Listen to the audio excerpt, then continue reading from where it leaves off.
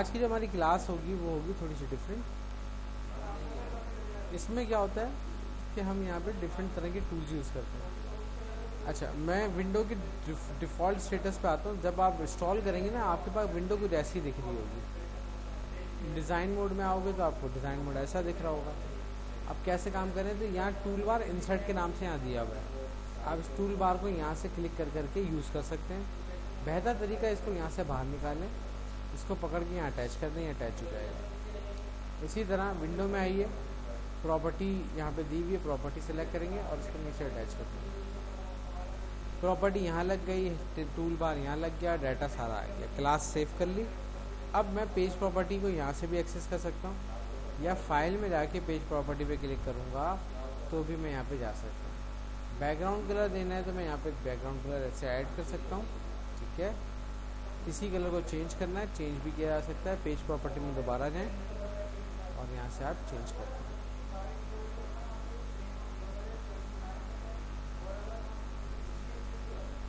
Save कर लेते हैं इसको, और सेव करने के बाद फाइल का नाम दे देते हैं क्लास 2 इन DW। ये टाइटल बार में नजर आएगी। ये GUI इंटरफेस पे बना हुआ सॉफ्टवेयर होता है, अपनी मर्जी से अपने हिसाब से इसको यूज़ कर सकते हैं। अब आप ये देखें, आपके पास ये आ गया, ठीक है। क्लास 2 इन DW आ रहा है। ये सारा डेटा आपको यहाँ पे 1 by 1 प्रेजेंट हो रहा है, ठीक है। अब मैं यहाँ पर आऊँगा और यहाँ पे आने के बाद ये इस प्रॉपर्टी को पढ़ने जाएंगे तो फॉर्मेट में आता हूँ। यहाँ पे बाय डिफ़ॉल्ट फॉर्मेट में सबसे पहले आप पैराग्राफ लिख रहे होते हो। आप यहाँ पर कुछ भी लिखोगे वो पैराग्राफ बन जाएगा। अभी आप देखें, यहाँ पे कुछ भी टाइप कर रहे हो तो बाय डिफ़ॉल्ट वो टेक्स्ट टाइप हो रहा है, ठीक है।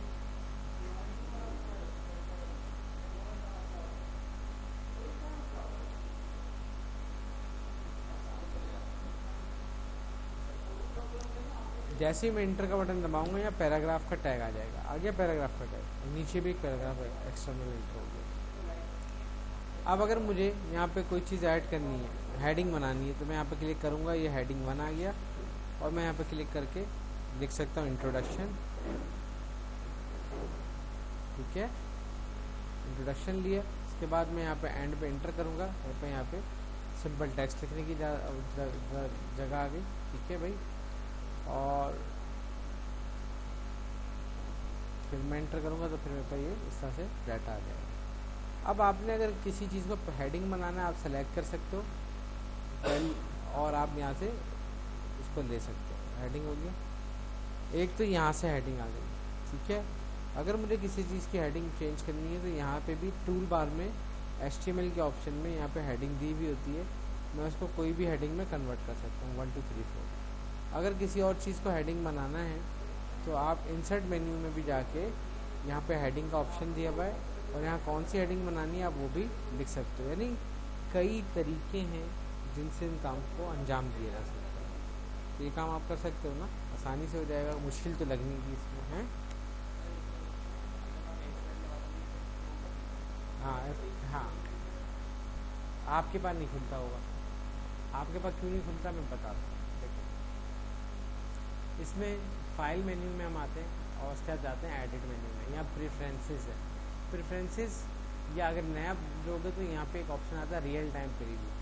रियल टाइम प्रीव्यू में मेरे तमाम ब्राउज़र्स के नाम आ रहे होंगे जो मेरे पास इंस्टॉल होंगे, लेकिन जो F12 से काम करता है वो प्राइमरी ब्राउज़र होता है। जो कंट्रोल F12 से काम करता है वो सेकेंडरी ब्राउज़र होता है। कम से कम 2 ब्राउज़र इंस्टॉल करने हैं आपको। आप यहाँ पे क्लिक करो और यहाँ पे किसी को भी ब्राउज़र को सेलेक्ट करो, इसको प्राइमरी बना लो, टिक कर दो, प्राइमरी हो जाएगा।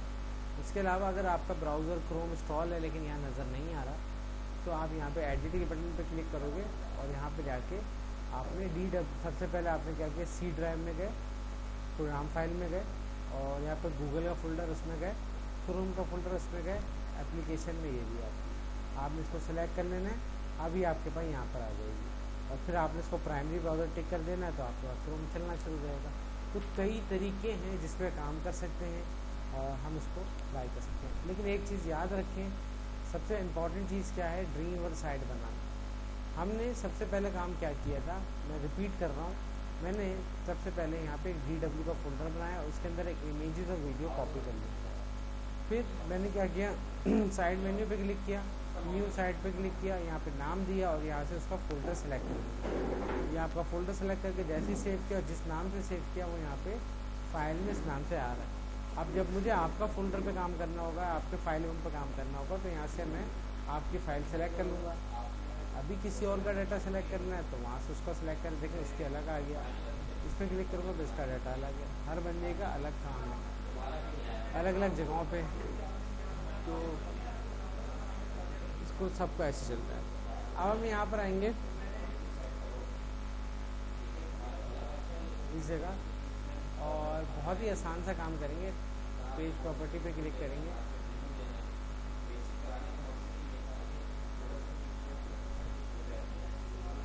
अच्छा न्यू फाइल क्रिएट करनी थी तो न्यू पे क्लिक करता हूँ, यहाँ से फाइल क्रिएट कर लेता हूँ।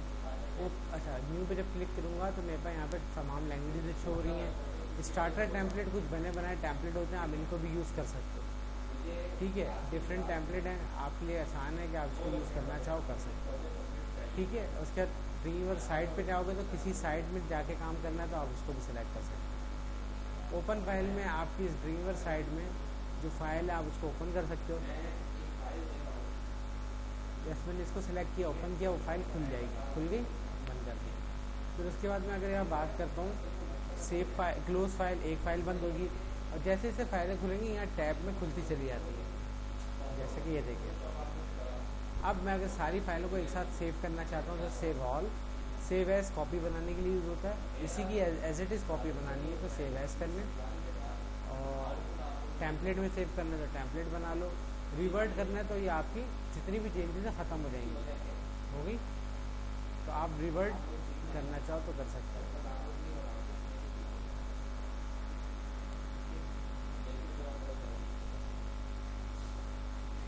फिर इसके बाद मैं बात करता हूँ यहाँ पर अटैच स्टाइल शीट। ये से इसकी स्टाइल शीट मैं बनाना सिखाऊंगा आपको आगे जाकर। स्टाइल शीट अटैच करके आप डिफरेंट काम कर सकते हैं। फिर मैं बात करता हूँ इम्पोर्ट। एग्जाम्पल टेम्पलेट इम्पोर्ट कर सकते हैं, ट्यूबलर डाटा इम्पोर्ट कर सकते हैं। यहाँ से आप टेबल को एक्सपोर्ट कर सकते हो किसी भी फाइल में, यदि आप इसको एक्सपोर्ट कर सकते हो। प्रिंट कोड, आपने जो भी काम किया उसके बैकएंड पे जो प्रिंट जनरेट हुआ, आप उसका प्रिंट निकालना चाहते हो तो प्रिंट कोड पे क्लिक करोगे और पीडीएफ बना के सेव कर लो उसका। तो क्या होगा, आपके पास जितना भी बैकएंड पे कोड है वो लिखा हुआ आ जाएगा।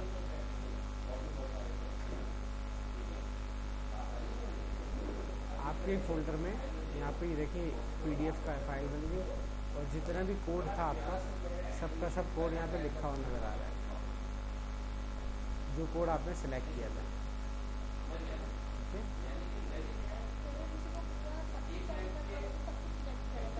आप वेब पेज सेंड कर दो ना, आप वेब सबको सेलेक्ट करके कर लो, वेब पेज सेंड कर दो।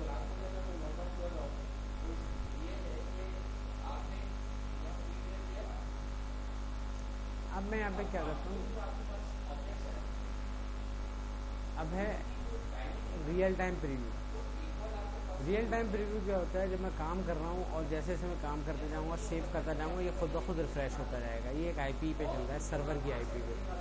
तो ये जब तक मेरा ड्रीमवीवर ऑन है ये दिखाता रहेगा, जैसे ड्रीमवीवर बंद होगा ये ऑफ हो जाएगा। तो ये प्रीव्यू जैसे जैसे मैं काम करूँगा मुझे प्रीव्यूज़ का हाथ मिलेगा, रिफ्रेश नहीं करना पड़ेगा। इसको रियल टाइम प्रीव्यू कहते हैं। इसमें HTML और PHP का डाटा नज़र आता है, इसके अलावा तीसरी कोई लैंग्वेज नज़र नहीं आती, ठीक है। अब उसके बाद आगे चलते हैं वैलिडेट। तो आप अपने इस वर्जन में इस फाइल को बनाने में कितना, यानी आपने इस फाइल को बनाने में कितना टाइम यानी वो किया है, अपना जो भी आप वर्किंग कर रहे हो उसमें कितनी गलतियाँ हुई हैं। तो आप इसको करंट वैलिडेट पर क्लिक करोगे और ये W3C के यानी वेबसाइट पे जाएगा, वहाँ चेक करके बोलेगा, कह रहा है कि आपने जो एलिमेंट लिया ना ये वाला एलिमेंट आपका गड़बड़ कर रहा है या ये वाला एलिमेंट आपका सही नहीं है, तो वो यहाँ पे आपको गलतियाँ आपकी बताएगा, ठीक है। कह रहा है कोई एरर नहीं है, सिर्फ वार्निंग है, बाकी चीज़ें सही हैं, यानी वेबसाइट पास है हमारा।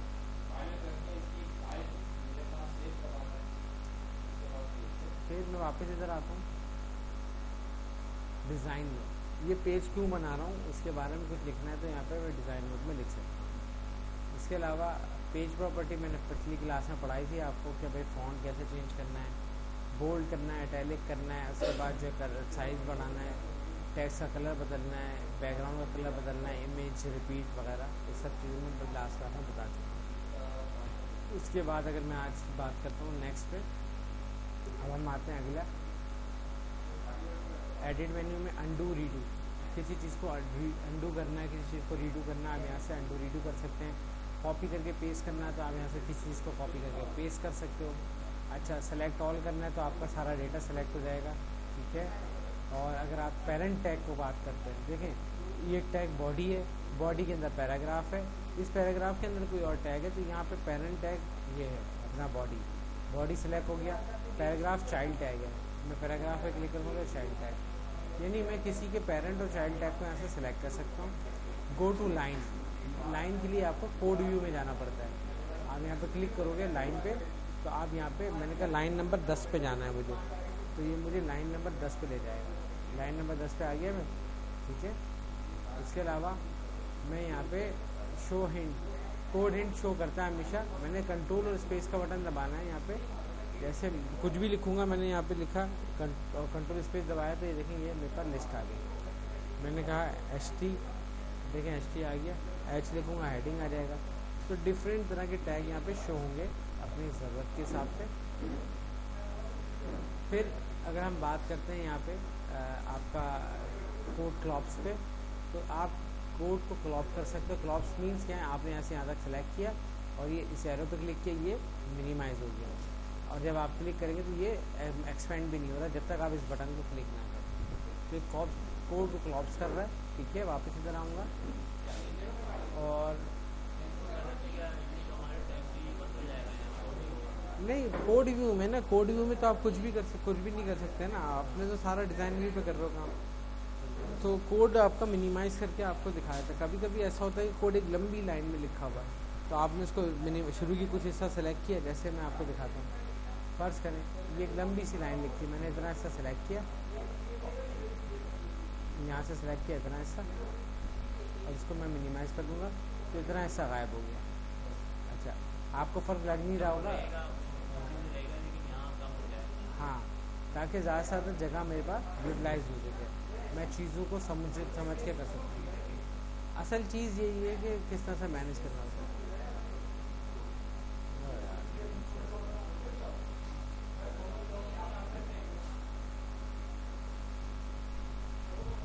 बहरहाल इसके बाद हम यहाँ पर आएंगे कोड में, तो कोड की फॉर्मेटिंग है वो सोर्स से जो अप्लाई है वो अप्लाई कर सकते हैं, चेंज कर सकते हैं। अच्छा, टेक्स्ट को इंटेंड आउटेंड कर सकते हैं, यानी मैं टेक्स्ट थोड़ा आगे दिखाना चाहता हूँ तो मैंने इस पैराग्राफ को सिलेक्ट किया और टेक्स्ट इंटेंड पे क्लिक करूँगा तो मेरा टेक्स्ट थोड़ा सा इंटेंड हो जाएगा, आगे हो जाएगा, हो गया आगे। और यहाँ पे बेसिकली ब्लॉक कोड का टैग लगता है जो मैंने पढ़ाया हुआ है आप लोगों को, ठीक है। फिर इसके बाद आप टेक्स्ट में आए तो टेक्स्ट के अंदर मज़ीद फॉर्मेटिंग दी हुई है जिसको आप यूज़ करते हुए डिफरेंट टेक्स्ट की फॉर्मेटिंग कर सकते हैं। आउटलाइन करें, बोल्ड करते हैं, इटैलिक करते हैं, underline, strikethrough, convert to upper case में कन्वर्ट कर दिया आपने, ठीक है। और उसके बाद हम आते हैं लिंक में, तो यहाँ हाइपर लिंक लगा सकते हैं। टेबल में जाएंगे तो यहाँ पर टेबल सेलेक्ट कर सकते हैं, अभी टेबल हमने पढ़ा नहीं है यहाँ पे, तो यहाँ से शो कर रहा है। इमेज में जाऊँगा, एडिट विद आ जाएगा कि किस फॉर्मेट के साथ इमेज को एडिट करना है। फोटोशॉप देता है बाय डिफ़ॉल्ट हमारे पास। और अगर मैं बात करूँ कि भाई पैराग्राफ फॉर्मेट में, तो पैराग्राफ को मैं हेडिंग में कन्वर्ट कर सकता हूँ। देखिए हेडिंग में बदल लिया, वापस पैराग्राफ में बदलना है तो मैं यहाँ इसको पैराग्राफ में कन्वर्ट कर सकता हूँ। फिर मैं इस जगह आऊँगा और यहाँ पे लिस्ट है, मैं अनऑर्डर लिस्ट या ऑर्डर लिस्ट बना सकता हूँ। कैसे बनानी है ऑर्डर लिस्ट या अनऑर्डर लिस्ट, आपने यहाँ पे क्लिक किया और यहाँ पे जाके आपने लिस्ट पे क्लिक करके अनऑर्डर लिस्ट ली, आपने लिखना शुरू किया, 1 इंटर किया, 2 3 4, 2 दफ़ा इंटर करेंगे, लिस्ट खत्म हो जाएगी। तो यहाँ से काम करना कितना आसान होता जा रहा है, चीज़ों को लेना है और यहाँ पे सिर्फ समझना है। यहाँ पे पूरा वेब पेज बना सकते हो आप इसके unorder list, order list, definition list. Synchronization setting, ये क्या होता है कि अगर आपने अपने डोमेन को एक्सेस किया हुआ है तो आप जैसे ही सेव करोगे डोमेन पे सेव हो जाएगी फाइल आपकी, अपलोड हो जाएगी, यानी लाइव चेंजेस कर सकते हो। उसका ऑप्शन है कि डोमेन यहाँ डिफाइन करना पड़ेगा, ठीक है, हो जाता है बहुत आसान। कीबोर्ड शॉर्टकट मैं अभी तक माउस यूज़ कर रहा हूँ, लेकिन आप यहाँ पे डिफरेंट फाइल के डिफरेंट कीबोर्ड के शॉर्टकट यहाँ आ रहे हैं, आप उनको यूज़ कर सकते हो और किसी को की भी दे सकते हो। जैसे मैंने कहा सेव ऑल, तो मैं यहाँ पे कर देता हूँ Ctrl+CTRL। अब देखिए यहाँ सी दबाया तो कह रहे सी से काम नहीं चलेगा।